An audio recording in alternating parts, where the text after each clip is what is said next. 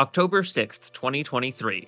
Kingdom Hearts VCast, once thought to be lost media, became the subject of my first ever YouTube video. Even the most ardent fans had known little of the game's actual content, and a fourth of it remains missing to this day. But VCast is not the most obscure Kingdom Hearts game. March Caprice 4.0. I presented a breakdown of Kingdom Hearts Magical Puzzle Clash, a defunct Flash game. Lacking the notoriety of VCast, it had been largely forgotten, and due to its sluggish and frustrating campaign, I doubt many had ever seen the full package. But Magical Puzzle Clash is not the most obscure Kingdom Hearts game.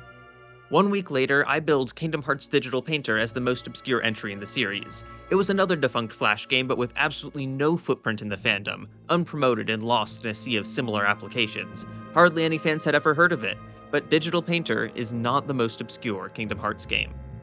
March Caprice 5. I presented Kingdom Hearts Heartstruggle Daifugo, one of 8 lost Japanese flip phone minigames in Kingdom Hearts Mobile. These were barely recognized in the English community, forgotten next to the comparatively interesting Coded and Avatar Kingdom. But no part of KH Mobile is the most obscure Kingdom Hearts game. Kingdom Hearts Recoded Gummy Ship Studio, a lost Facebook remake of a KH Mobile minigame.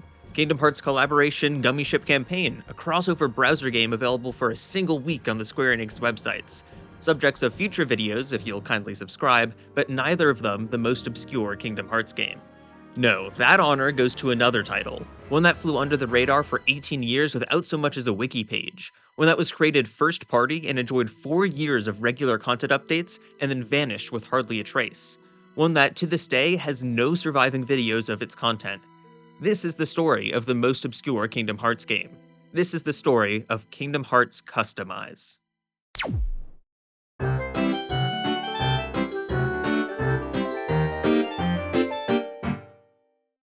Allow me to set the scene. Following the runaway success of the PS2 game and its sequel, the Kingdom Hearts series was enjoying widespread popularity in Japan. Kingdom Hearts 2 Final Mix had sparked a world of speculation with the Birth by Sleep secret ending, and 3 new games were promised at last year's Tokyo Game Show. It was a good time to be a Kingdom Hearts fan. At the same time, Japanese mobile phone culture was at the peak of its popularity. Feature phones, or ketai, were a defining part of Japanese internet culture, and all of the most popular franchises wanted in. Square Enix in particular had demonstrated strong confidence in the market, opting to release the first prequel to their prize gem Final Fantasy VII exclusively for ketai. It seemed only natural then that Kingdom Hearts should enter the mobile game market. Of course, Disney had tried this 3 years prior in the US with Verizon's VCast service, which Nomura was none too pleased about. But the American mobile phone market was nothing compared to Japan's, and the domestic popularity of the series was still untapped. And so it was that on June 23, 2008, 2 months before Square Enix revealed Kingdom Hearts Mobile, that Disney launched their own ketai service dedicated to the Kingdom Hearts series, Kingdom Hearts Customize. There's little surviving evidence of Kingdom Hearts Customize. To be honest, when I saw the logo for the first time, I thought it was a fake.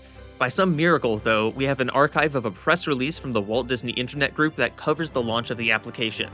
Kingdom Hearts Customize is a new Disney mobile website that allows you to personalize your phone using customization features. In addition to popular customization tools, it offers a wealth of attractive content, including wallpapers, flash wallpapers, call/message animations, and decorative emojis.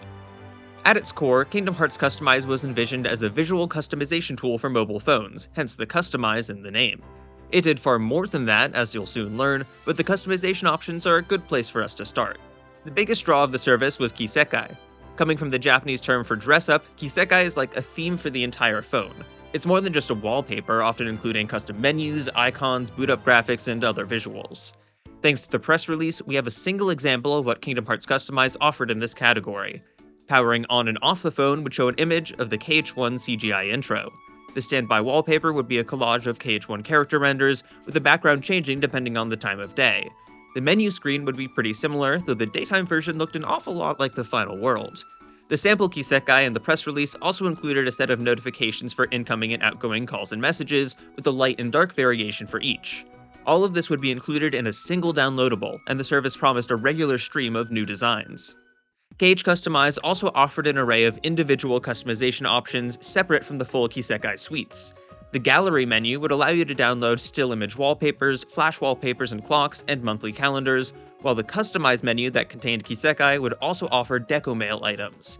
DecoMail was a common email decoration tool, allowing you to add custom emoji and images into the messages, or even use entire email templates. The name Decomail is actually NTT Docomo's proprietary version. The generic feature is called Decome, short for Decoration Mail, and each major Ketai provider had their own legally distinct version. KH Customize offered both full email templates and individual icons to insert on your own. The actual Kingdom Hearts Customize application was also quite stylized. According to the press release, the main page is themed around the light and darkness motif of the Kingdom Hearts series, so it changes its look from daytime to nighttime. Other elements of the menus and presentation also change depending on the time. The visuals are interesting and all, but what I find most fascinating is the game contained within the application, the world map. On the world map, you could travel to different Kingdom Hearts worlds and complete challenges to unlock bonus downloadables for free. The available worlds changed from daytime to nighttime, incentivizing users to return to the app frequently, and the world's pool would switch out monthly. Typically, the world map featured one of two game types, quizzes and searches. Quizzes were a set of trivia questions about the Kingdom Hearts series related to the current world. Searches were similar to a scavenger hunt or I Spy puzzle, asking you to find a number of icons hidden throughout the various pages of the application. There was a surprising amount of depth to the world map, and we'll go through the full timeline in just a moment, but there is one more feature of KH Customize we have to introduce first. That is, of course, a gacha, since no Japanese mobile app would be complete without one. The gacha feature was called the Collection, where you would aim to complete a full set of Kingdom Hearts characters. You could draw a random character once per day, and there were typically over a dozen different characters to collect. Much like the world map and changing themes, the collection's daily nature was designed to get players coming back to the app as often as possible. All of this time-limited content is in service of one thing, the subscription model. Kingdom Hearts Customize charged a fairly standard monthly fee of 315 yen. The base subscription was enough to fully enjoy the world map and collection gacha, but Kisekai and other downloadables were sold through the in-game store. By default, every subscriber would get 300 coins per month. A full Kisekai cost 250 coins, while wallpapers, decome, and settings animations were all 100 coins or below. If you wanted more items than your monthly allowance afforded, then you could purchase 100 coins for 105 yen, or 300 coins for 315 yen. Your account could only hold up to 1,000 coins at once, which incentivized spending them each month. If you haven't noticed, there's a big problem with all of this. Kingdom Hearts Mobile. For those unaware, KH Mobile was an official Ketai service developed by Square Enix. It operated on a monthly subscription fee that gave you in-game currency, which you could then use to purchase phone wallpapers, decome, and kisekai. That sounds an awful lot like Kingdom Hearts Customize, doesn't it? And who's going to pay for 2 flip phone decoration subscriptions for the same series? This is one of the reasons that Kingdom Hearts Customize fell to obscurity. It was directly competing with a far better product in the same hyper-specific niche. And make no mistake, Kingdom Hearts Mobile was the better product.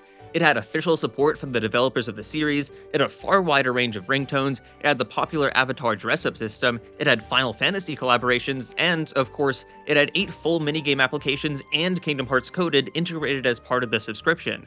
If you were a Kingdom Hearts fan who wanted to deck out your flip phone with wallpapers of your favorite character, KH Mobile was the superior package. But Kingdom Hearts Customize had one major advantage over KH Mobile that justified its perpetuation: compatibility. At the time, there were 3 main mobile internet services in Japan: iMode, EasyWeb, and Yahoo Mobile. iMode was created by NTT Docomo and was the first and longest-running service. After decades, it will finally shut down in just a few days on March 31st, 2026. KH Mobile was exclusive to iMode. By contrast, KH Customize was offered on all major carriers, and it was even free if you belonged to the comparatively small Disney Mobile service. There were still some features that required stronger Docomo hardware, so Customize did have some iMode exclusive content, but the main app had no limitations.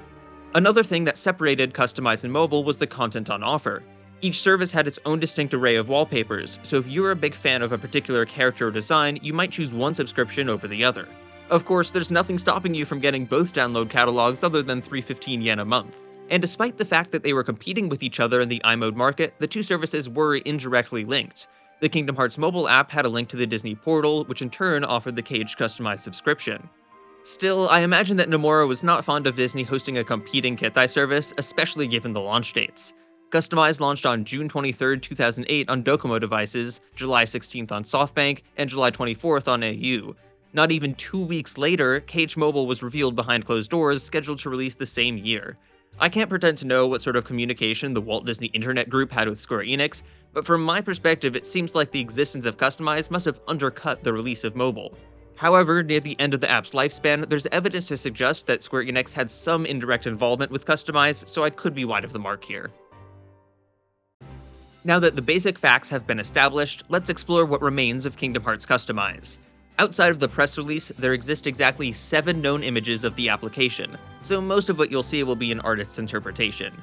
Despite the limited resources, I've been able to piece together nearly the entire history of the world map and a considerable chunk of the customization items. What you're about to see is the most comprehensive view of Kingdom Hearts Customize out there. Our journey starts in June 2008 with the launch of the service. The first daytime world was the Dive to the Heart, as seen in the press release, likely accompanied by another world at night. Over the next 8 months, the world map followed the journey of the original Kingdom Hearts, ending with Hollow Bastion and End of the World in February 2009. Interestingly, Deep Jungle made the roster, a rare occurrence. December was also a strange month, taking a detour from KH1 to celebrate the holiday season with Christmas Town during the day and something at night. The nighttime reward was the flash wallpaper of Halloween Town Sora, so I'm willing to bet it was another Halloween Town visit. The details of the world map games are mostly lost, but thanks to the cryptic musings of a few Japanese bloggers, we could piece together some of the months. The search game would hide icons around the app that you would have to find, and Agrabah's quest was to search for Abu. The special Christmas Town game gave you a short story and asked you to figure out the location of a present that someone dropped. I'm most interested in the quizzes. They were typically 10 questions long, and we know that Wonderland, for instance, asked about the Cheshire's Cat dialogue and the flowers as part of the quiz. We can also infer one of the Deep Jungle questions from old commentary, so let's play it ourselves. In KH1, how many slides does Sora pick up in the Deep Jungle camp? The answer is 6. If you got that right, you're 10% of the way to earning a free wallpaper for your flip phone.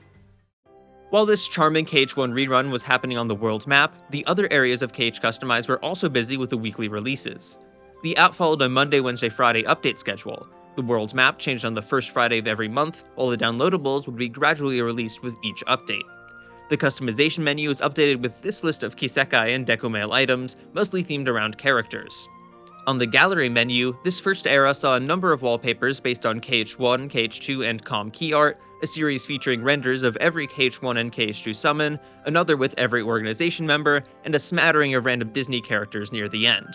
It's quite a lot of content, and I'm sure that there are many designs that are missing from the records I put together. Also in this first era, the Kingdom Hearts 1 character collection ran its course and was succeeded by the Keyblade collection on December 12, 2008. The gacha featured Keyblade designs from the first Kingdom Hearts. The Chain of Memories phase lasted exactly 1 month. Rather than repeat all of the same worlds on the world's map, Customize doubled up on Castle Oblivion. The daytime quiz was about Sora's story, and the nighttime quiz covered Reverse Rebirth. The Kingdom Hearts 2 journey ran from April 2009 to August 2010. Much like the source game, Customize visited each Disney World twice, and I find it so charming how dedicated the service was to emulating the original Cage experiences through its world map. The reward for the first visit was usually an email template themed around the world, while the second visit gave an image wallpaper. The usual mix of episode quizzes and searches continued. Beast's Castle was to search for the rose, and Halloween Town asked you to find the pumpkin decorations. In this batch of worlds, we have another quiz question that's been documented, so let's give it a try. In June 2009, the Olympus Coliseum quiz asked the following: how many trophies can be examined in the day's reconnaissance mission?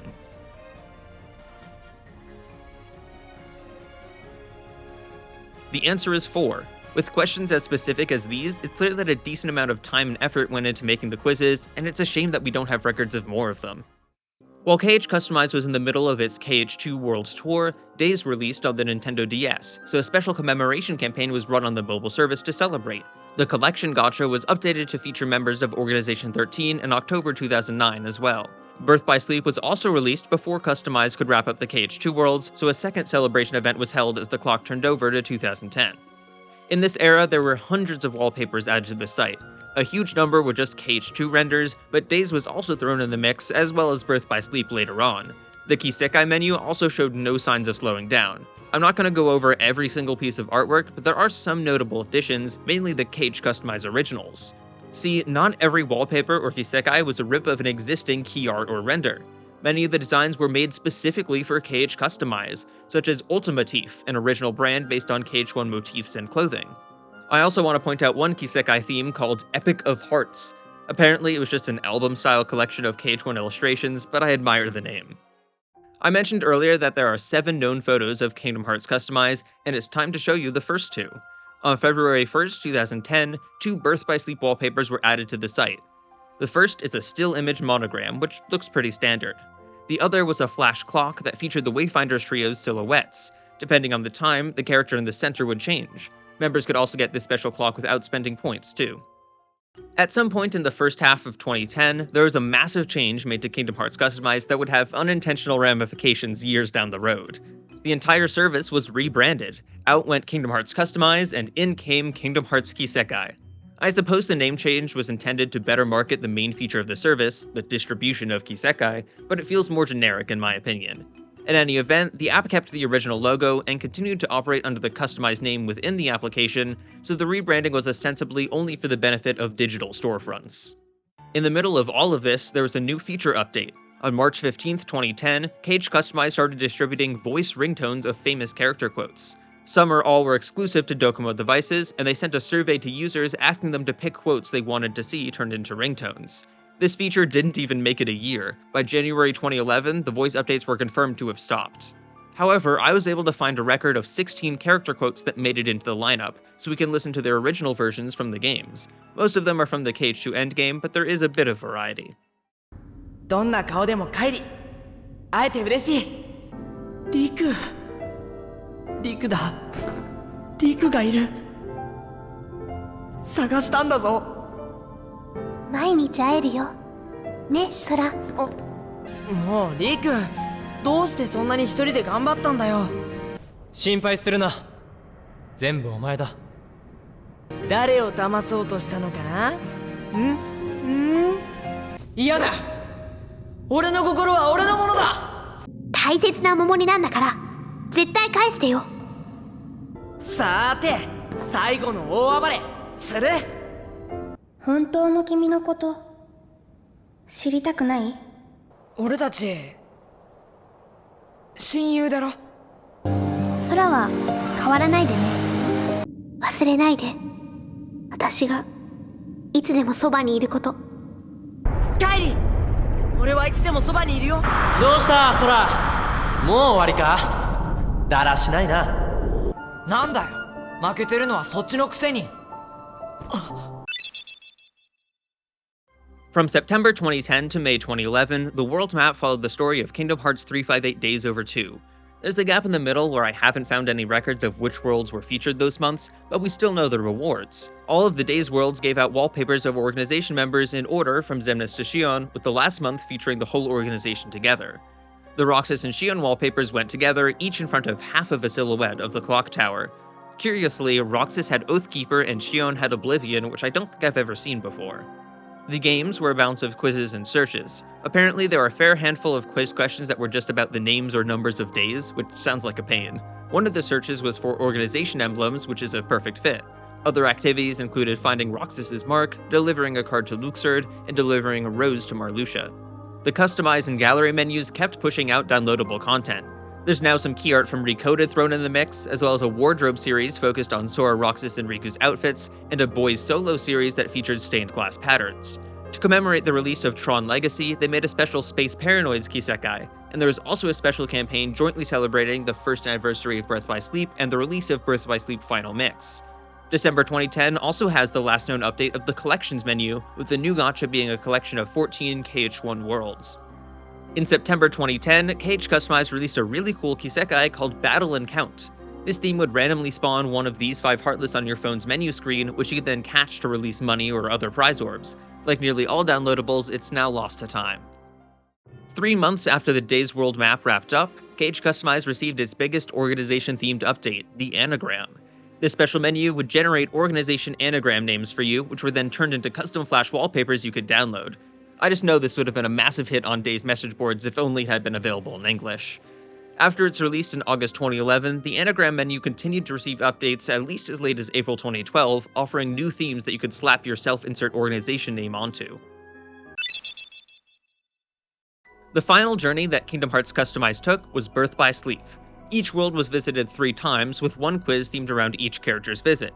Again, it's a charming replica of the actual game flow, and they even stick with the general order of having the princess worlds first. These quiz topics were really tough. One of them asked about the color of an ice cream in Disney Town, and there were some that needed you to tell apart specific members of the Duckling and Good Fairy trios, which I know I would have gotten wrong. We have 2 final quizzes to try out here, though I'm inferring the exact questions based on anecdotal reports. Number 1. How many items does Ventus collect for Cinderella's dress?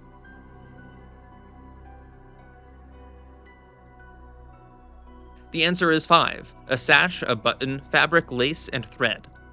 Question 2. What color is the biggest gem on the Dwarf Woodlands world icon?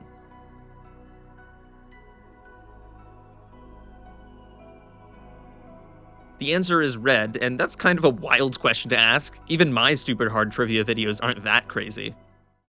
This era had a lot of interesting designs for the downloadables. There's a new series of wallpapers called The Marble, which featured dioramas of KH1 worlds that looked like they were trapped inside a marble, and another called Premium Cafe that featured Kingdom Hearts themed cafe sets.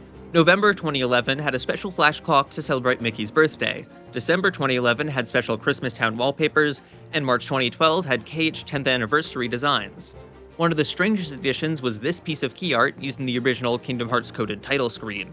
According to several sources, the KH customized version of this art removed Kairi, which might have been the first instance of this edit. The big news here is Dream Drop Distance. In addition to having a number of designs in the customize and gallery menus, DDD had its own special promotional menu starting in January 2012. There, you could enjoy a game overview, system information page, and character introductions, sort of like the Flash websites that Square Enix ran. To help promote the game, the menu was updated with special wallpapers and email templates that were free to all members. The craziest update was Shadow dropped on February 17th, a new section that introduced the various spirits. On this Kingdom Hearts customized menu, the spirit version of Jestabaki and Staggerseps were shown off for the very first time. The official Square Enix website only had the Nightmare versions, so this was an actual KH customized exclusive reveal. Information about the Thunderwrath was also dropped through the service, which had appeared in a trailer but not in any written promotional materials before Customize. That's pretty crazy, right? That this flip phone service made by Disney would be the world's premiere of several KH character designs? Sadly, this was the last victory that Kingdom Hearts Customize would celebrate. On April 6, 2012, a chilling announcement was published. There would be no further updates to Kisekai, the world map, or the collections gacha. Further, the weekly updates for other items would slow down to once a week, and the number of new items would also take a drop. This was the beginning of the end for Kingdom Hearts Customize. The world map was cut short in the middle of Birth by Sleep, never to be finished.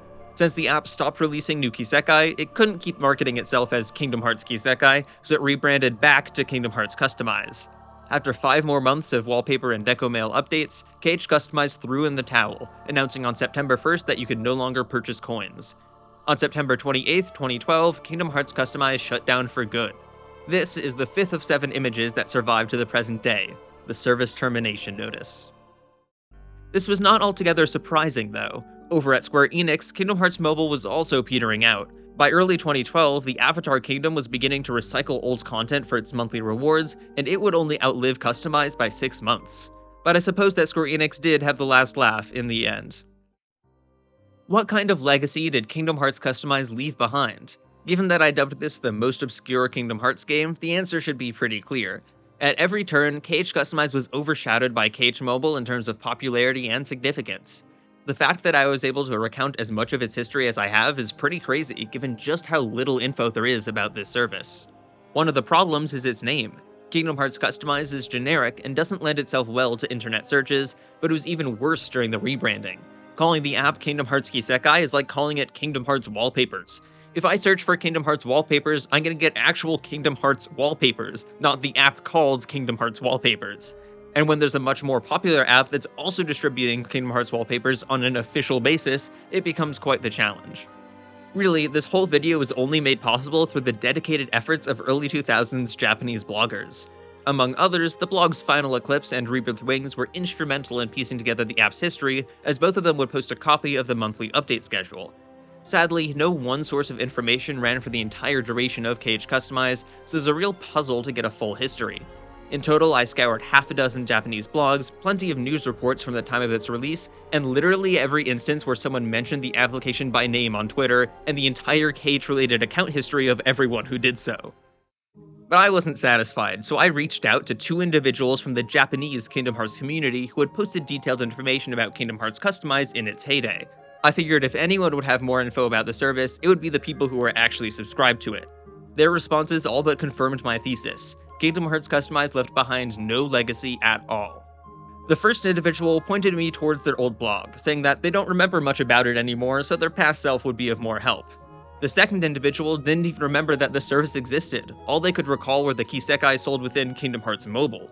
If even the most dedicated Kingdom Hearts fans, the people who meticulously post about every scrap of news and every small update, if even these people don't remember Kingdom Hearts Customized, it's safe to say that when it shut down in 2012, it died for good. As I said before, there are 7 surviving images of Kingdom Hearts Customized. I've showed you 5 of them so far, so it's about time I revealed my hand. The 6th image is one I find personally fascinating. Taken in November 2010, it shows the same wallpaper design of Sora's Station of Awakening, purchased from KH Customized and KH Mobile. Given that the 2 services overlapped for nearly all of both of their lifespans, it makes sense that they would end up with some shared designs. And as someone who's researched both of these applications, it's really neat to see them side by side. The final picture is perhaps the biggest symbol of what we lost as a community when KH Customized was forgotten. There were hundreds of original designs sold on the service, now lost to time. This one, a wallpaper released January 30th, 2012, is a brand new Station of Awakening themed around Kingdom Hearts 358 Days Over 2. The artwork that the portraits came from is easy to find, but the actual stained glass arrangement is completely unique to Customize. Who can say what other designs we will never get to see?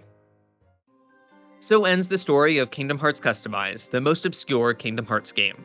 We can now put it back in the archives next to Kingdom Hearts VCast and Kingdom Hearts Mobile and let it gather dust once more. Maybe the day will come where a copy will resurface on an old neglected flip phone purchased secondhand, but I won't stay here waiting. After all, if something like Customized could be buried for 14 years, who knows what else is out there?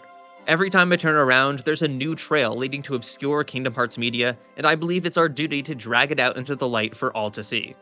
Happy March Caprice, everyone, and thank you for watching. May your heart be your guiding key. May its path lead you to the door.